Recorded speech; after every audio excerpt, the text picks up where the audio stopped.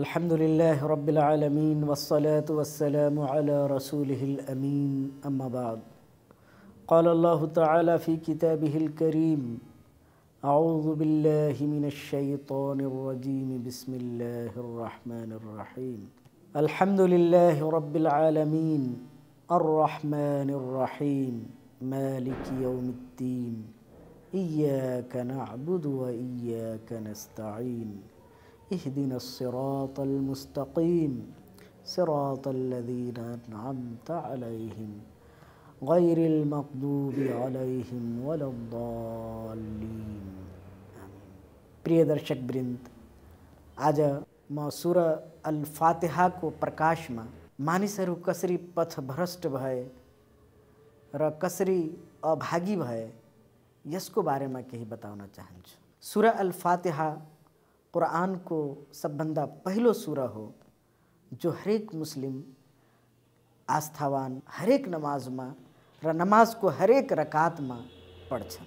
किनभने यो यस्तो सूरा हो जसमा सबभन्दा महत्त्वपूर्ण कुरा मागिएको छ, अर्थात् हिदायत र मार्गदर्शन। अल्लाहको प्रशंसा गरेपछि एकजना भक्त अल्लाह सुब्हानहु व तआलासित के माग्छ भने, हे अल्लाह, हामीलाई सीधा मार्ग देखाऊ, ती व्यक्तिहरूको मार्ग जसमाथि तिम्रो कृपा भयो, ती व्यक्तिहरूको मार्ग नदेखाऊ जसमाथि तिम्रो प्रकोप भयो र जो पथभ्रष्ट भए। एकजना भक्त पटक पटक अल्लाह सुब्हानहु व तआलासँग यो प्रार्थना गर्छ कि हे अल्लाह, हामीलाई सीधा मार्ग देखाऊ। किनभने यो सीधा मार्गमा नै हाम्रो सफलता र असफलता निर्भर छ। सीधा मार्ग हामी हिँड्यौँ भने गन्तव्यमा पुग्छौँ। यदि टेढो र बेठिक मार्ग हामीले अपनायौँ भने फेरि हामी नरकतिर पुग्छौँ। र सीधा मार्ग एउटा मात्र हुन सक्छ। एउटा बिन्दुदेखि अर्को बिन्दुसम्म धर्को तानेर हेर्नुस्, सीधा मार्ग र सीधा धर्को रेखा एउटा मात्र भेटिन्छ। अरू जति पनि रेखाहरू हुन्छन् ती सबै बाङ्गोटिङ्गो बाटाहरू वा रेखाहरू हुन्छन्। सरल रेखा र वक्र रेखा। सरल रेखा एउटा मात्र हुन्छ र वक्र रेखाहरू धेरै हुन सक्छन्। त्यस्तै सीधा मार्ग एउटा मात्र हुन सक्छ र टेढो मार्ग बाङ्गोटिङ्गो मार्ग धेरै हुन सक्छन्। यदि कसैले यो भन्छ भने कि सबै धर्म त एउटै हो, सबै त एउटै किसिमको हो र सबैको गन्तव्य एउटै हो भन्ने कुरा, यो कुरा यस दृष्टिकोणले बेठिक छ कि सीधा मार्ग एउटा मात्र हुन सक्छ, दुईटा हुन सक्दैन। सबै धर्मको सन्देश एउटै थियो तर अहिले छैन। वेदमा पनि एको ब्रह्म द्वितीयो नास्ति नास्ति किञ्चिनको कुरा छ कि ब्रह्मा एक मात्र छन्, दुईटा छैनन् कदापि पनि छैन। बाइबलमा पनि गॉड इज वन लेखिएको छ, साथसाथै धेरै मूर्तिहरूको पनि वर्णन त्यसमा भएका छन्, जसले गर्दा ती धर्महरू सीधा मार्गमा रहन सकेन। अब सीधा मार्ग खोज्नु छ भने त्यो वेदको पनि अध्ययन गर्नुस्, बाइबलको पनि अध्ययन गर्नुस्, कुरानको पनि अध्ययन गर्नुस्, तर अब फाइनल बुक भनेको, फाइनल ईश ग्रन्थ भनेको अब कुरान मात्र यो संसारमा बाँकी रहेको छ। किनभने अन्य किताबहरूमा मिश्रण भयो, त्यसमा ईशवाणी पनि छन् र अन्य व्यक्तिहरूको वाणी पनि त्यसमा मिसाइएका छन्।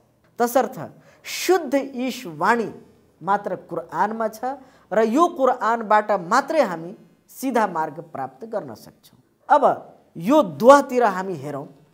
जो मानिस एकजना भक्त हरेक नमाजमा गर्छ, इहदिनस सिरातल मुस्तकीम, हे अल्लाह, हामीलाई सीधा मार्ग देखाऊ, सिरातल लज़ीना अनअमता अलैहिम, ती व्यक्तिहरूको मार्ग जसमाथि तिम्रो कृपा भयो, वरदान भयो, अर्थात् सन्देष्टाहरूका मार्ग, प्रोफेट्सहरूका मार्ग, नबीहरूका मार्ग, रसुलहरूका मार्ग। धेरै सन्देष्टाहरू आए, ती सन्देष्टाहरूले जुन कुरा बताए ती कुराहरू सत्य थिए र त्यसैमा हाम्रो मार्गदर्शन छ। र पछि आएका पथभ्रष्ट व्यक्तिहरूको ले बताएको कुरामा मार्गदर्शन छैन। त्यसैले एकजना भक्त यो पनि दुआ गर्छ, गैरिल मगदुबी अलैहिम वलद्दालिन, ती व्यक्तिहरूको मार्ग नदेखाऊ जसमाथि तिम्रो प्रकोप अवतरित भयो, जो मानिसहरू तिम्रो प्रकोपको भागी भए र जो पथभ्रष्ट भए। यो प्रकोपका भागी भएका मानिसहरू को हुन्? यसको बारेमा मुफस्सिरहरू भन्छन् कि यहुदीहरू हुन्।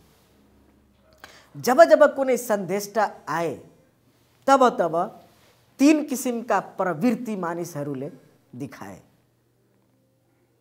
एउटा प्रवृत्ति के थियो भने ठाडै इन्कार गर्ने प्रवृत्ति। तिनीहरूलाई नास्तिक, नमान्नेहरू काफिर हामी भन्न सक्छौँ। दोस्रो मान्नेहरू जसलाई मोमिन र आस्थावान वा आस्तिक हामी भन्न सक्छौँ। र तेस्रो किसिमको प्रवृत्ति हिपोक्रेसी, मुनाफिक, जसले मान्ने र नमान्ने बीचमा जो रहे, अलि माने अलि मानेनन्, मनमा मानेनन् मात्रै, जिब्रोले मात्रै माने। यस्ता व्यक्तिहरूलाई मुनाफिक, हिपोक्रेट हामी भन्न सक्छौँ। र एउटा चौथो किसिमको प्रवृत्ति पनि रह्यो। चौथो किसिमको प्रवृत्ति के रह्यो भने मानिसहरूले माने र मानेपछि सन्देष्टालाई यति प्रेम गरे कि प्रेम गर्दा गर्दै सन्देष्टालाई ईश्वरको दर्जामा पुर्याए। अनि पथभ्रष्ट हुने जुन कार्य छ त्यो दुई प्रकारले भयो। पहिलो किसिम कस्तो भयो भने यहुदीहरूले विशेष रूपमा र अरू मानिसहरूले पनि, बहुदेववादीहरूले पनि के गरे भने सन्देष्टाहरूको ठाडै इन्कार गरे, सन्देष्टाहरूको हत्या समेत गरे। जेसस क्राइस्ट ईसा अलैहिस्सलामलाई फाँसी दिने माग गरे यहुदीहरूले। अब तिनीहरू नमानेर, नकारेर, अत्याचार गरेर, अत्याचार पूर्ण तरिकाले तिनीहरू पथभ्रष्ट भए। र यस्ता किसिमका मानिसहरू धेरै छन्। नमान्नेहरू जसलाई हामी नास्तिक भन्न सक्छौँ, काफिर भन्न सक्छौँ, मुश्रिक भन्न सक्छौँ, बहुदेववादी भन्न सक्छौँ। उनीहरूले के गरे? रसुलहरूको ठाडै इन्कार गरे। अब यस्ता व्यक्तिहरू नमानेर, अत्याचार गरेर उनीहरू पथभ्रष्ट भए। तर अर्को किसिमको पथभ्रष्टता प्रेमले गर्दा आयो। विशेष रूपमा ईसाईहरूले आफ्नो सन्देष्टा जेसस क्राइस्टसँग, ईसा अलैहिस्सलामसँग यति प्रेम गरे कि ईसा अलैहिस्सलामलाई सन गॉड बनाइदिए, ईश्वरका पुत्र बनाइदिए उनीहरूले। र यसरी सन्देष्टाको जुन वास्तविक दर्जा थियो त्यो दर्जाबाट माथि उकालेर उनीहरूले सन्देष्टालाई ईश्वरको दर्जामा राखिदिए। र यसरी उनीहरूमा ट्रिनिटीको कन्सेप्ट आयो। तीन ईश्वर, त्रिईश्वरको उनीहरूमा सिद्धान्त आयो, उत्पन्न भयो, सन गॉड, फादर गॉड र होली स्पिरिटको। र यसरी उनीहरू पथभ्रष्ट भए। यसबाट के प्रष्ट भयो भने मानिस मात्रै नकारेर, इन्कार गरेर, अत्याचार गरेर मात्रै पथभ्रष्ट हुँदैनन्, बरु मानेर पनि पथभ्रष्ट हुन्छ। जसरी इसाईहरू भए र अरू धेरै मानिसहरू पनि हुन सक्छन्। धेरै मानिसहरू प्रोफेट मोहम्मद सल्लल्लाहु अलैहि वसल्लमलाई मान्छन्, तर उनको प्रेममा यति पागल भइहाल्छन् कि मोहम्मदलाई अल्लाहका नूर र फेरि अल्लाहको दर्जामा उनीहरू पुर्याइदिन्छन्। यसरी उनीहरू पथभ्रष्टतातिर गइरहेका छन्। इसाईहरूले त्यस्तै गरे। जेसस क्राइस्ट हजरत ईसा अलैहिस्सलामसँग जस्तो किसिमको प्रेम गर्नुपर्ने थियो त्यस्तो प्रेम नगरेर, त्यसमा बढाई चढाई गरेर उनीहरूले ईसा अलैहिस्सलामलाई ईश्वर नै बनाइदिए, सन गॉड बनाइदिए, ईश्वर पुत्र बनाइदिए। र यसरी उनीहरू पथभ्रष्ट भए। यसबाट के प्रष्ट भयो भने कि मानिस प्रेममा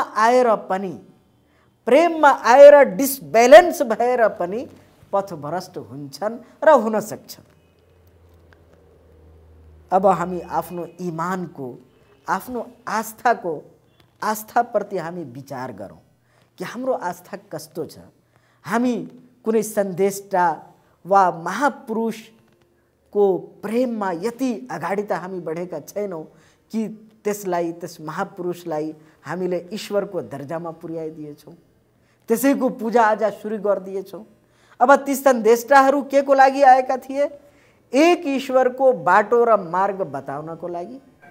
हजरत ईसा अलैहिस्सलाम के गर्न आउनु भएको थियो? यो बताउनको लागि कि हे मानिसहरू हो, एक ईश्वर, एक अल्लाहको भक्ति गर र एक अल्लाहको भक्तिमा अन्य कसैलाई पनि साझेदार नबनाऊ। तर पछि आउने उनको अनुयायी हुने दावी गर्ने मानिसहरूले के गरे? उनलाई नै सनगढ बनाएर उनकै पूजाआजा सुरु गरिदिए। यसबाट के भयो? कसको हानि भयो? उनीहरूकै हानि भयो कि सिधा मार्गबाट उनीहरू बङ्ग्याए, उनीहरूमा पथभ्रष्टता आयो, गुमराही आयो, जलालत आयो र उनीहरू सिधा मार्गबाट हटेर गलत मार्गतिर उनीहरू गए। अब यसबाट के हामी सिक्न सक्छौँ भने सीधा मार्ग, सिराते मुस्तकीम वा मार्गदर्शन वा हिदायत अति नै सबभन्दा नै महत्त्वपूर्ण कुरा हो र जुन सबभन्दा बहुमूल्य र महत्त्वपूर्ण कुरा हुन्छ त्यसको प्राप्तिको लागि हामीले बढी नै मेहनत गर्नुपर्छ। यो हिदायत के हो, कहाँबाट हामी प्राप्त गर्न सक्छौँ? यसको लागि हामी कुरानको अध्ययन गरौँ, हदीसको अध्ययन गरौँ र सिधा मार्ग जुन मोहम्मद सल्लल्लाहु अलैहि वसल्लमको मार्ग थियो, जुन ईसा अलैहिस्सलामको मार्ग थियो, मूसा अलैहिस्सलामको मार्ग थियो, इब्राहिम अलैहिस्सलामको मार्ग थियो, धेरै महापुरुषहरूका मार्ग थियो, ती महापुरुषहरूको मार्ग अवलम्बन गर्ने, खोजी गर्ने, त्यसलाई खोजेर त्यसैलाई समात्ने प्रयास गरौँ र यताउति नजाउँ, पथभ्रष्टतिर नजाउँ, सिधा मार्गतिर जाउँ र सिधा मार्गमा नै यो संसारको पनि मुक्ति छ र परलोकको पनि मुक्ति छ। अल्लाह सुब्हानहु व तआला हामी सबैलाई सिधा मार्ग देखाउन्। व आखिरु दावाना अनिल हम्दुलिल्लाहि रब्बिल आलमीन। आदरणीय दर्शकवृन्द, सुरा फातिहाको बारेमा हामीलाई थाहा भयो कि यो सुरा साँच्चै नै हाम्रो लागि कति महत्त्वपूर्ण रहेछ। सुरा फातिहा अनुसार हामी पनि आफ्नो जीवनलाई व्यतीत गर्दै आफ्नो जीवनलाई सफल पार्न कोसिस गरौँ र सर्वश्रेष्ठ प्राणी भएको उदाहरण पेश गर्दै यो दुनियाँमा जीवित रहन पाऊँ